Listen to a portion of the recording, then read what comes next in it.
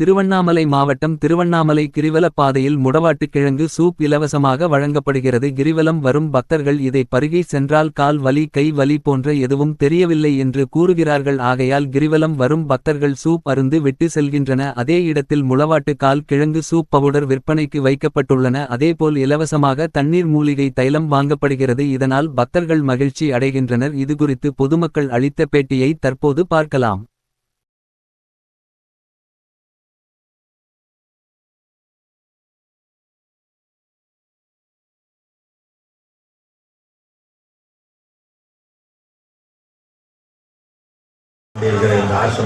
சொல்லுங்க, எத்தனை டைம் சாப்பிட்ருக்கீங்க? இது அவர் 3 டைம் சாப்பிட்ருக்கேன்.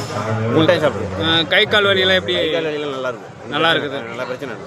ஓகே, நல்லா நீட்டாக இருக்கும். ஒவ்வொரு மாதமும் கிரிவலம் வந்துட்டு அவர் 8 மாதம் வந்துருக்கு. வீட்டுக்காரர் அடிபட்டுட்டு 6 மாசமா படுத்த படிக்கையா இருந்தாங்க. இந்த முடவாட்டு கால்காரங்க தான் வாரத்தில் 3 நாளைக்கு 4 நாளைக்கு இதை தான் கொடுப்பேன். இப்போ நல்லா இருக்காரு, நடக்கிறாரு. அன்பான கிரிவலம் வரும் பக்தர்களுக்கு பணிவான வணக்கங்கள்.